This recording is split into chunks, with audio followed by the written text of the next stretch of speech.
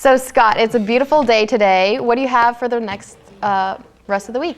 Pretty much about the same. We'll talk about that in a little bit, but let's go and start by taking a quick look across the rest of the state of Kansas. Pretty much same temperatures throughout, well into the 70s, and many of you noticed that, gorgeous temperatures, and lows down into the mid to upper 50s primarily, and definitely windy, unfortunately, and the wind is still going to stay with us as the week progresses, unfortunately, but the temperatures will remain. So as you can see over in Goodland, 77, Topeka, 78, here in Kansas City, 77 also, and then going a quick look at our national satellite, you can actually see a little bit of cloud cover mainly over the Rockies and the kind of the northern plains there, and then a lot off to the east, or excuse me, west in California, and that's actually our next system. You can see the red line there. That actually moves that system over to the central plains, and that'll affect us probably later in the week. If it was actually in motion, you could actually see the rotation with that.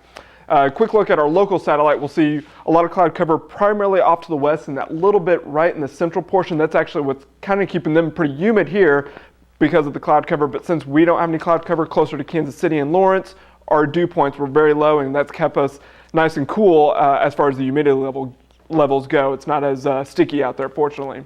Quick look at our radar. Fortunately, those cloud covers, or the cloud cover there, brings no precipitation, so no rain or fortunately no snow anymore. And going into our weather map, you can see there the warm front well off to our north, and that'll continue well out of our way. The cold front off of the coast of California, that's the next system. So going into Tuesday, you'll see that continue moving a little bit closer, and then into Tuesday evening, still closer. And like I said, as we progress through the rest of the week, that will continue ramping up towards Kansas City, and it'll kind of dip through Arizona, the lower portions of Texas, and then kind of shoot northward towards the Kansas City area. Quick look at tomorrow's temperatures across the state. A little bit of a cool down off to the west portion, 72 in Goodland, 74 in Garden City, but fortunately for us, still well into the 70s, almost to the 80 degree mark in Topeka, 78, and Kansas City, 77. So definitely a nice warming trend that we're having, and that'll continue for most of the week. Unfortunately, just a lot of wind that we'll have to contend with.